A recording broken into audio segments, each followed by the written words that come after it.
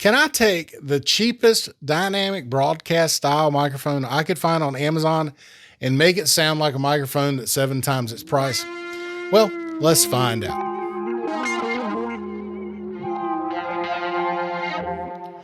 Here we have the PD 100 microphone from Maono.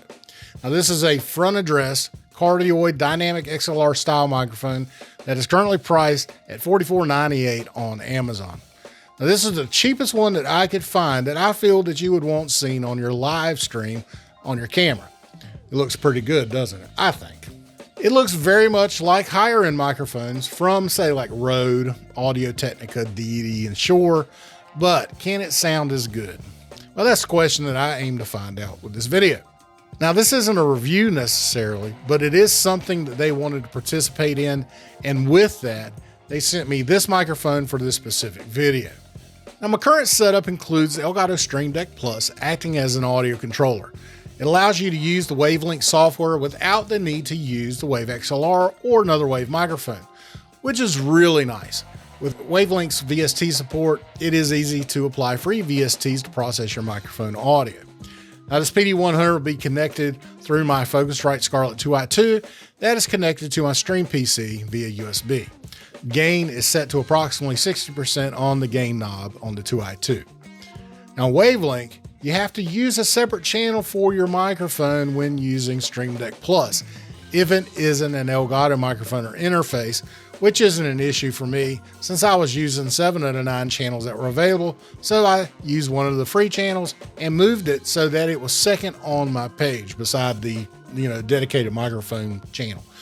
My idea for processing the microphone audio comes in 3 stages.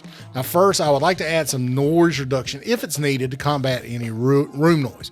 I'll use Elgato's free AI noise reduction VST that uses the RN Noise AI based noise suppression.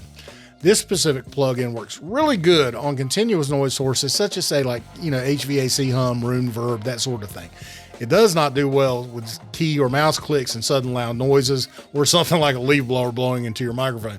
But with a dynamic microphone like the PD100, if your gain is set properly and you place the microphone close to your mouth as designed, you shouldn't have any issues with a lot of key clicks. Now second, I want to use an EQ to cut any annoying boxiness, boominess, and sibilance that makes a microphone sound harsh.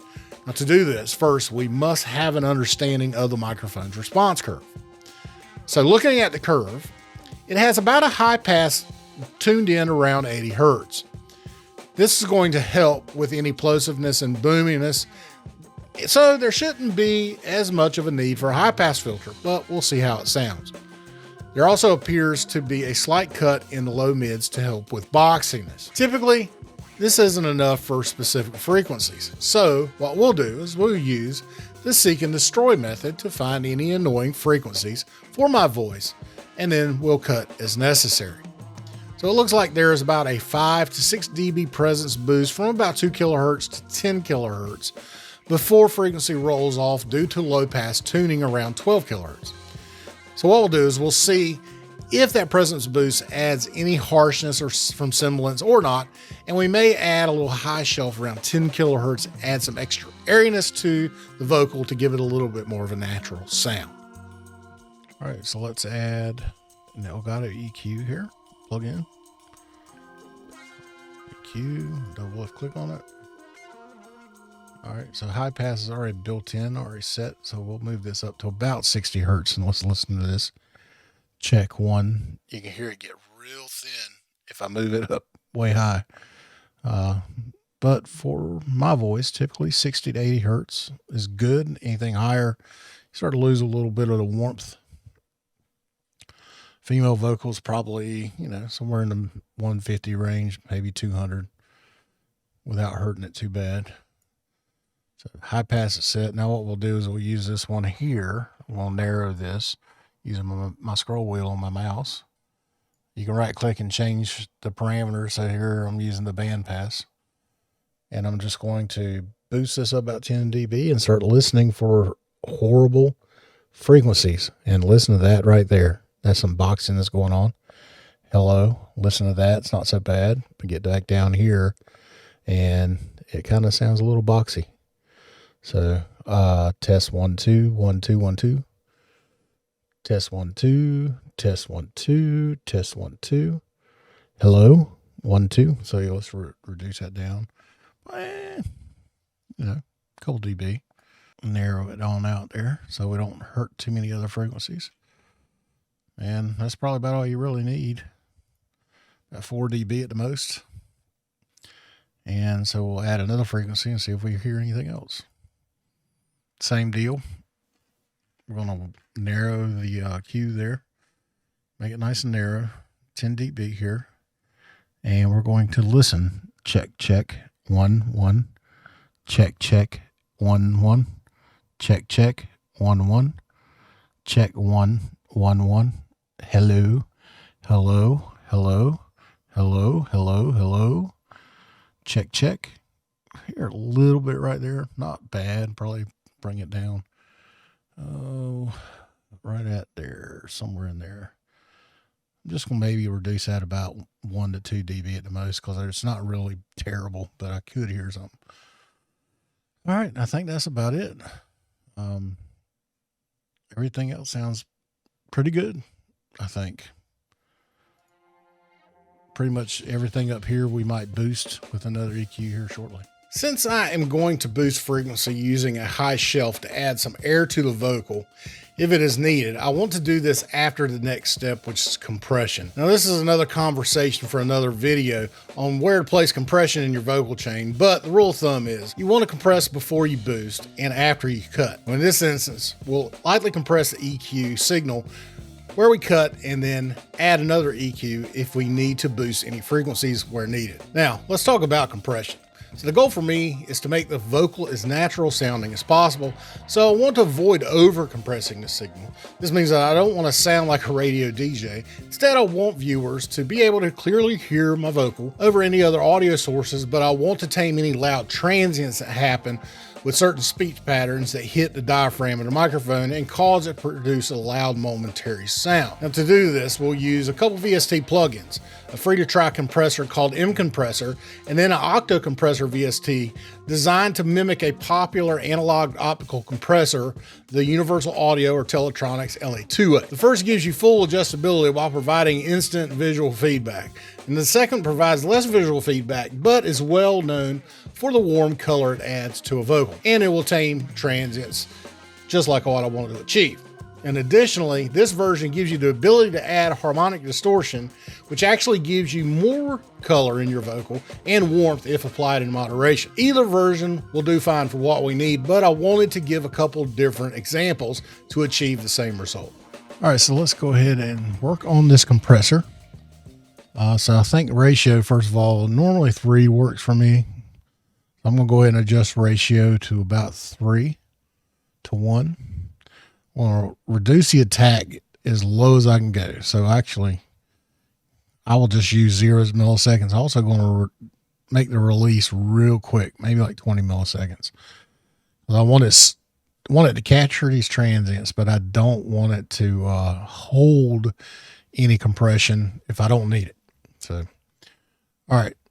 The big thing, so attack release is done, and threshold now we'll reduce it till we actually start seeing some compression. And you can see it's going to take a lot, but I don't want any more than maybe a dB or 2. But when I speak real loud, if I say something, like a plosive or something like that, then you want that to be caught. But generally speaking, you don't want it to be doing a lot of compression. Only when something gets really loud that it really tightens down on it. So that's, that's really easy. Compression is super easy. Now you can look at the input and output. You can see that the input's obviously a little more than the output. So you can adjust the output, add some makeup gain so you can match those. And that's what I like about this is you can actually get a nice indicator of both of those and you can adjust them.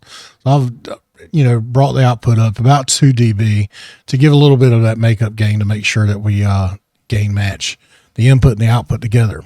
So especially when it's compressing, if it's compressing a little bit more and the output's still a little lower, you can go up a little more. Now it's going to make it overall louder, but you would rather have that than losing a bunch of signal when it's compressing. So now I want to disable the MCompressor plugin and show how to compress using the dirty LA2A plugin that you can get on Elgato's website for free. And now we have dirty LA, which I've brought up here. So now what we can do, and now this is a little different. This has a couple different options. It's a set ratio, or it determines a ratio based on your reduction here. So here I can go ahead and get this up here.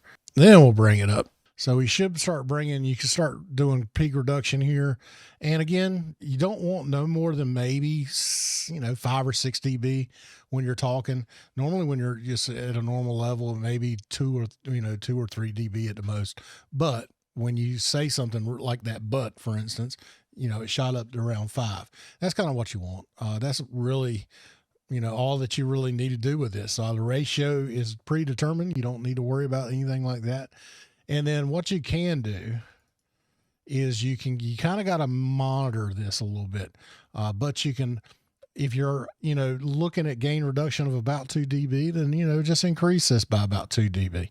The problem with this one is it doesn't give you a good readout of, output gain and input gain. So you got to kind of take a guess. But typically this is at 0 here. This is actually negative, and then this is positive. So anyway, I'm going to boost it up here. Probably close to about 3 dB right there, and that should be pretty good. But the great thing about this one is it adds a little bit extra color just by running it, even without running any reduction. This one also has the ability that you can add some harmonic distortion to it that kind of gives it a little extra color as you bring it up there, and you can hear it change the sound of the vocal. I typically like somewhere around the 30 range, maybe 20, something like that. Typically works well if I want to do that. But for a typical vocal like this, I don't. But if I was singing, if there was a singing vocal, or you're mixing in vocals for singing, then you could add a little dirt to bring that out. It's nice. So yeah, that's the 2 main compressors. Boosting a bit over 10 kilohertz can add some brightness or air to a vocal and make it sound more natural. This is why I like EQs like Elgato's plugin, where it makes it easy to understand what the different bands of frequency can do to vocals and instruments with their clear visuals. So now what we'll do is we will go and add another EQ here. So what we're going to try to do is we're going to see if we need to add a little airiness, if it actually makes the vocal sound any better. So we got the Elgato VST plugin here, and we're going to use this as a high shelf. All right, we'll bring that up a little bit. Let's narrow the Q a little bit, or the quality. We'll probably put this somewhere around 10 kilohertz. Now you can hear, let's give this a little bit. Now you can really hear the high end there, especially, especially on the tail end of some of my S's and that sort of thing. Kind of hear that. So let's disable it, and now you can hear what the vocal sounds like. And we'll enable it, and I'm double right clicking by doing that. And you can hear the difference, and it's subtle, but it's enough to make it sound, a little bit more natural, because one of the things with dynamic microphones is they tend to cut out the top end, and, you lose some of that airiness or natural sound from your vocal. So we'll probably bring this down. I think probably about 1.5, maybe 2 dB. And somewhere up around 9,500, 10K, somewhere probably work pretty good. All right, now let's compare a couple microphones to the PD100 to see how they compare. Can the PD100 stack up to its bigger brother, the $150 PD400X, and the big boy on the block, the $287 Beacon mic? Well, let's find out. So what I'll do is I'll do a quick read of the PD100 with all of the processing we just did, and we'll compare it to the other 2 microphones. Now, the great thing about the PD400X and the Beacon mic is that they have onboard DSP. And so the settings that I've used to process these mics are saved already on board the mic. So I don't have to go through doing all the tweaks that I just showed you. This is one of the reasons why they're considerably more expensive. Okay, so what we'll do is we will read a quote from Edmund Burke. So this is the PD100. All right, here we go. The only thing necessary for the triumph of evil is for good men to do nothing. Okay, now the PD400X. The only thing necessary for the triumph of evil is for good men to do nothing. And now, the beacon mic. The only thing necessary for the triumph of evil is for good men to do nothing. So, what do you think? Well, I think it's pretty telling to know that a microphone doesn't have to cost a lot of money to sound good for your live stream video or podcast, and in some cases, you could argue that price doesn't dictate if it will sound any better or not. The PD100 can easily be the best budget microphone I've tested, and at under $50 can easily go head to head with microphones much higher in price. So I wanted to do a video like this to show streamers of all levels that they don't have to spend a lot of money on a microphone to get it to sound good for their live streams and contents. Microphones like this PD100 from Maono provide great sound that, with little tweaks, can make it sound as good if not better than more expensive microphones. So, when shopping for one, don't get caught up on having to get something like a Shure SM7B because you see a lot of top streamers having one. Instead, look at your budget and consider a highly rated, less expensive microphone that gets great reviews and fits your voice. The PD100, for instance, has decent low-end warmth, doesn't have a ton of low-mid boxiness, and has enough presence boost to help it sit on top of other audio sources, which will give you voice clarity even during intense gameplay moments where there's a lot going on. By getting it, or one like it, you now have money to focus elsewhere, like say a nice microphone, or a better interface like the Wave XLR, or anything that you could find value in paying a little bit more money. Now listen, I hope this video was helpful. If you hung around this long, thank you very much. I do appreciate it. You are the reason I continue to make these type videos. So if you're new, I appreciate you taking the time to consider this channel. I would love to see you come back. So make sure to help the video by clicking the thumbs up. Subscribe to my channel and click on that bell so that you'll know when I have a video that goes live. Also, big shout out again to Maono for supporting this video by sending me the PD100. It's been a lot of fun using it and I really do like it. So let me know what you think. Comment below with how you think it, stood up to the other microphones. I will be working with the PD400X review soon. And if you want to take advantage of either of the Maono microphones featured in this video, I have a discount code where you can save a few more bucks that goes through May of 2023. So thanks again for watching. Have a great day.